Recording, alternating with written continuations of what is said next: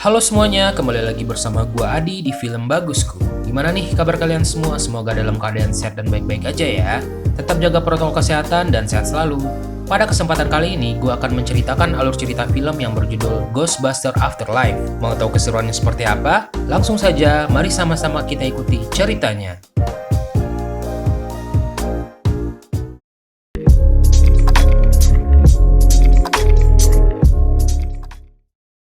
Pada tahun 1980-an, kota New York dipenuhi dengan hantu-hantu yang sangat mengganggu kehidupan manusia. Dengan situasi semacam itu, para saintis mencoba mencari cara untuk menyingkirkan populasi hantu yang semakin hari terlihat semakin banyak.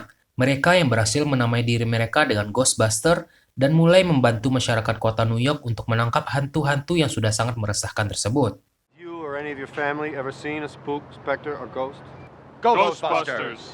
We're ready to believe you. 30 tahun pun berlalu. Setelah populasi hantu mulai berkurang, para Ghostbuster mulai meninggalkan profesi mereka. Egon Spengler, satu-satunya Ghostbuster yang tersisa, tengah berusaha untuk menangkap seorang hantu yang jahat. Pemegang kunci kebangkitan Dewa Agung Kematian yang sangat berbahaya yang bernama Gozer. Egon berusaha menjebak hantu tersebut dengan menggiringnya ke rumahnya. Akan tetapi pada saat Egon menghidupkan perangkap yang telah ia siapkan, perangkap tersebut tidak berjalan dengan semestinya. Alhasil Egon mati terbunuh di rumahnya sendiri dengan menyisakan rencana besar untuk menyelamatkan dunia dari kebangkitan Gozer sang dewa kematian.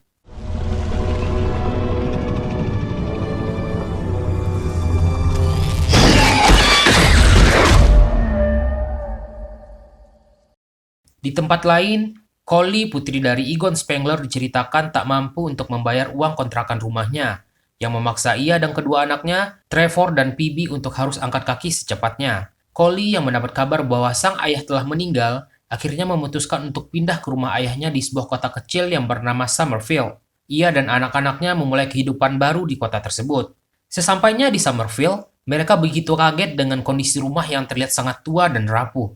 Terutama Trevor yang merasa kesal bahwa ia harus pindah ke tempat tersebut. Berbeda dengan Trevor, Phoebe terlihat tertarik dengan rumah kakeknya itu apalagi setelah mereka masuk dan melihat rumah itu dipenuhi dengan barang-barang yang sangat unik. Pada saat itu, ia juga menemukan alat pendeteksi hantu milik kakeknya yang tak sengaja ia lihat tergeletak di bawah kursi. Ia bahkan bertanya-tanya, benda apa yang baru saja ia temukan. Malam harinya sebelum tidur, Phoebe terlihat mulai diganggu oleh hantu yang ada di sana. Papan catur yang tergeletak rapi tiba-tiba berserakan. Alat pendeteksi hantu pun mulai mengeluarkan cahaya. Phoebe yang merasa aneh mencoba menyusun kembali papan catur tersebut, dan setelah itu ia memutuskan untuk segera tidur.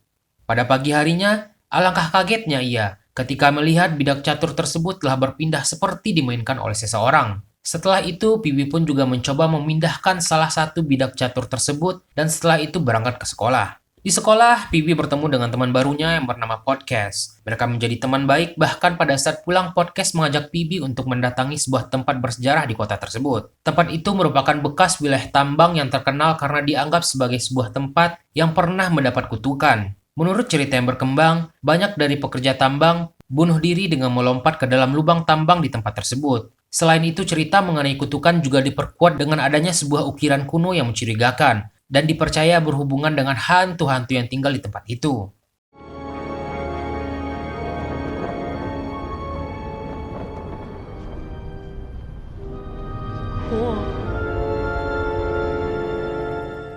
Setelah melihat-lihat, Phoebe pulang dengan diantar oleh Podcast. Malam harinya ketika ia memasuki kamarnya, ia dibuat kaget dengan bidak catur yang ia tinggalkan tadi pagi sudah kembali berpindah. Dengan penuh penasaran, ia mencoba memainkan catur tersebut, dan alangkah kagetnya ia melihat bidak yang lain bergerak sendiri seakan ada yang memainkan. Pada saat yang bersamaan, ia juga melihat alat pendeteksi hantu kembali bersinar, dan seakan memberikan sebuah arahan padanya. Ia mengikuti arahan tersebut, yang membawanya ke depan sebuah kursi tempat di mana Egon mati dibunuh sebelumnya.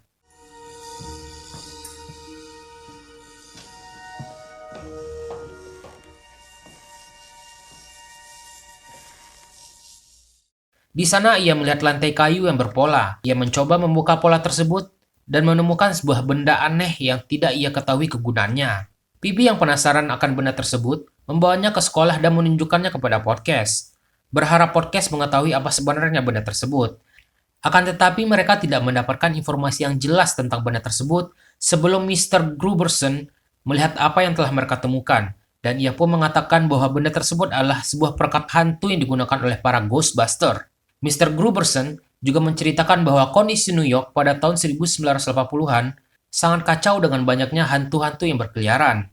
Sampai akhirnya para Ghostbuster menangkap hantu-hantu tersebut dan membuat kota New York kembali aman.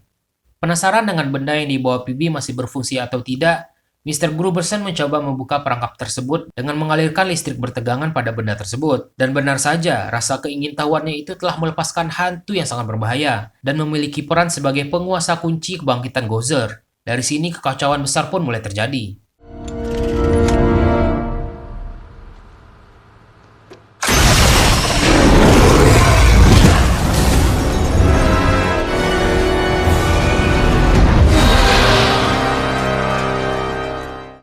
Mengetahui hal besar akan segera terjadi, PB dan podcast mulai mencoba mengumpulkan berbagai informasi yang mereka butuhkan. Podcast membuka dan membaca buku-buku yang dimiliki Egon. Ia menemukan sebuah cerita mengenai Gozer, sang dewa kematian yang sangat jahat dan dapat bangkit kembali dengan dibantu oleh dua hantu yang berbentuk binatang buas. Salah satunya yang baru saja mereka lepaskan. Di sana mereka menyadari bahwa apa yang telah mereka lakukan akan membangkitkan Gozer yang sangat jahat. The souls of the dead are ruled by a mighty god, Gozer. The gatekeeper and keymaster must assume the form of beasts. Berpindah ke Trevor yang juga telah memiliki teman baru, terlihat mereka tengah mengunjungi sebuah puncak bukit, tempat di mana lubang tambang yang ditempati oleh Gozer berada. Ia dan teman-temannya tidak menyadari akan bahaya yang mereka hadapi. Pada saat itu, tidak sengaja ia juga mendengar auman yang memanggil nama Gozer dari dalam lubang tambang tersebut. Terlihat juga seorang hantu yang keluar dari lubang tambang yang membuat mereka sangat kaget dan ketakutan.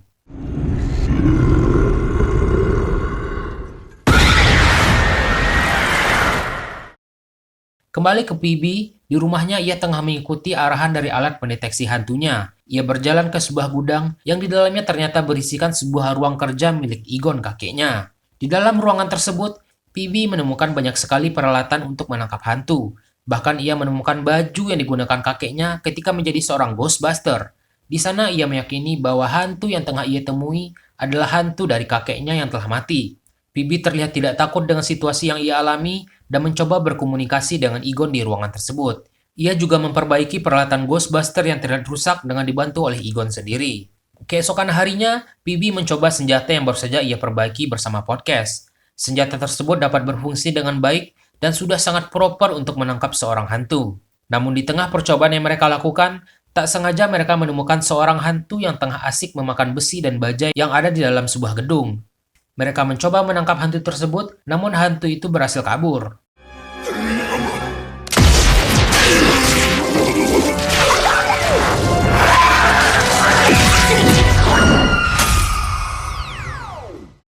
Berpindah ke Trevor, terlihat ia tengah membawa sebuah mobil yang ternyata adalah mobil Ghostbuster yang tak sengaja ia temukan dalam garasi rumahnya. Di tengah jalan, ia bertemu dengan PB dan podcast yang tengah membutuhkan tumpangan untuk mengejar hantu yang telah kabur sebelumnya. PB dan podcast pun langsung naik dan tanpa pikir panjang mereka langsung bergerak menuju ke tengah kota untuk mencari bukti tentang keberadaan hantu tersebut. Trevor yang masih tampak kebingungan diberitahu oleh PB bahwa kakek mereka ternyata adalah seorang Ghostbuster dan saat ini mereka tengah mengejar seorang hantu yang tengah berkeliaran di kota tersebut. Tak butuh waktu lama, mereka menemukan hantu yang sedang mereka cari. Dengan sigap mereka bertiga bekerja sama untuk menangkap hantu tersebut yang terlihat hendak kabur ke puncak bukit tempat Gozer bersemayam.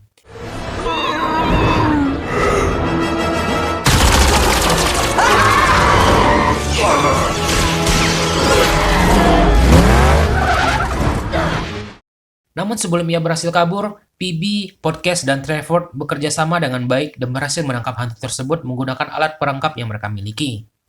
Setelah menangkap hantu tersebut, mereka langsung menuju ke rumah. Namun dalam perjalanan pulang, mobil mereka dihentikan dan ditangkap oleh polisi karena terbukti hampir menghancurkan seluruh kota dengan senjata yang mereka gunakan. Di kantor polisi, seluruh peralatan Ghostbuster mereka disita dan mereka pun tak bisa berbuat apa-apa. Dalam kondisi seperti itu, PB mencoba menelpon para anggota Ghostbuster terdahulu yang nomornya ia dapatkan pada saat menonton iklan Ghostbuster sebelumnya untuk meminta bantuan. Dalam percakapan itu, ia menyampaikan bahwa Egon telah meninggal dan sekarang ia butuh bantuan untuk menyelamatkan dunia dari kebangkitan Gozer, sang dewa kematian.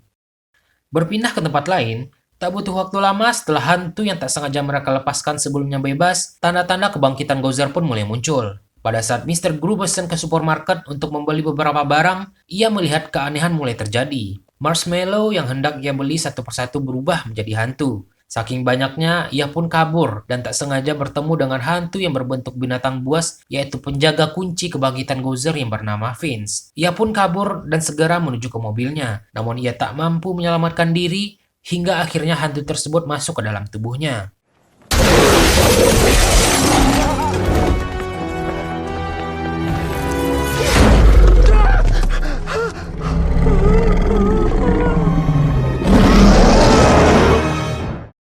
Keesokan harinya, Bibi dan yang lain berkumpul. Kali ini mereka mendapat teman baru yang bernama Lucky, yang tak lain adalah teman dari Trevor. Mereka berencana akan kembali ke lubang tambang yang waktu itu pernah ditemui oleh Trevor. Mereka berencana untuk masuk ke dalam lubang tambang tersebut untuk mencari informasi lebih jelas tentang apa yang tersimpan di dalamnya.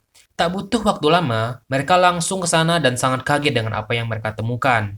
Di dalam lubang tambang tersebut, terdapat banyak sekali hantu yang tengah bersiap untuk segera bangkit. Sepertinya sumur tersebut merupakan tempat bagi para Ghostbuster terdahulu untuk menahan para hantu-hantu yang jahat termasuk Gozer. Hantu-hantu tersebut tidak dapat keluar dari sumur tersebut karena setiap kali mereka hendak keluar, listrik bertegangan tinggi akan langsung menahan mereka. Dan sepertinya hal tersebut telah dipersiapkan oleh Egon sebelumnya.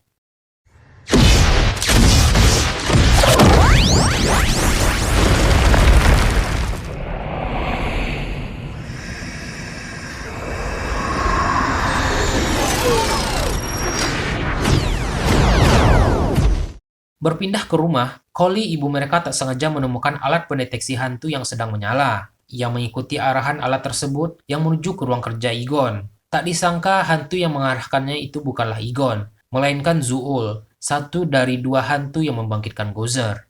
Zuul pun menjebak Collie dan akhirnya memasuki tubuhnya. Sedangkan di lain tempat, Mr. Gruberson yang juga telah dirasuki oleh Vince terlihat tengah mengubah arah tegangan listrik tempat di mana Gozer ditawan. Ia merusaknya dan membuat Gozer dan hantu lainnya dapat segera keluar dan bangkit dari sumur tersebut. Sekembalinya Bibi dan yang lain ke rumah, mereka melihat ibu mereka telah dirasuki oleh hantu yang sangat jahat. Bibi pun segera berlari keluar rumah untuk mencoba mencari bantuan pada Egon. Pada saat di luar rumah, Bibi pun melihat sebuah tanda yang mengarahkannya untuk memeriksa tanah yang ada di depan rumah mereka. Tanpa ia duga, ia menemukan sebuah kabel yang besar dan baru menyadari bahwa tempat tersebut bukanlah sebuah ladang semata, melainkan sebuah jebakan yang dipenuhi dengan banyak sekali perangkap hantu. Mereka yang menyadari bahwa Egon ternyata telah mempersiapkan untuk kemungkinan terburuk semacam ini, segera bersiap untuk menyelamatkan ibu mereka dan tentunya dunia. Pertama, mereka langsung menuju ke kantor polisi untuk mengambil kembali peralatan Ghostbuster mereka. Setelah itu, mereka langsung menuju ke puncak bukit tempat Gozer yang akan segera bangkit berada. Terlihat di sana Zuul dan Vince yang merasuki tubuh ibu mereka dan Mr. Gruberson tengah mengambil posisi untuk membangkitkan Gozer. Tak lama setelah itu, Gozer pun bangkit dan seluruh hantu yang ada di dalamnya ikut terlepas. Hantu-hantu tersebut mulai menyebar dan mulai mengganggu masyarakat kota dengan menebarkan ketakutan. Gozer pun juga telah berhasil bangkit dan ia akan segera bersiap untuk menguasai dunia kembali. Melihat hal itu, Bibi dan yang lain mengatur rencana untuk menjebak Gozer. Bibi pun mengalihkan perhatian Gozer dengan mengajaknya berbicara, sedangkan Podcast bersiap untuk menangkap Zuul secara perlahan. Tak disangka, rencana mereka pun berhasil. Mereka menangkap Zuul secara diam-diam dan membuat Gozer pun kembali menjadi lemah. Dan setelah itu mereka pun segera kabur dengan membawa ibu mereka. Mereka menggiring Gozer dan Vince menuju rumah mereka dengan bersiap dengan semua perangkap yang telah ada.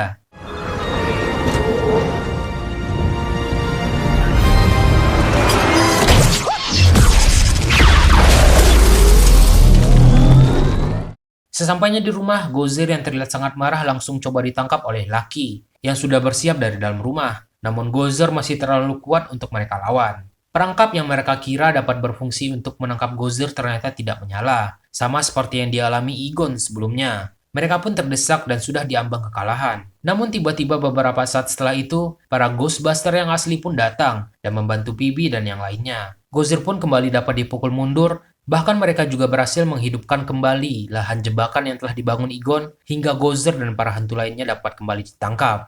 Kemenangan pun sudah di tangan dan dunia pun kembali damai sama seperti sebelumnya.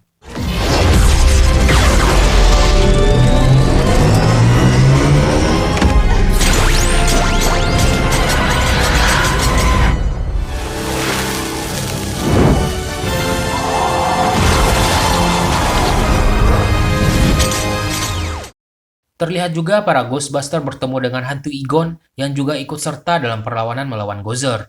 Mereka pun menyampaikan salam dan Egon pun pergi dengan tenang. Dan film pun berakhir. Secara garis besar, Ghostbuster Afterlife mengingatkan kita pada seri Stranger Things yang ada di Netflix. Jalan cerita yang cukup ringan namun mampu memberikan hiburan yang sangat menarik. Mungkin itu saja, jangan lupa subscribe dan share video ini. Terima kasih dan dadah.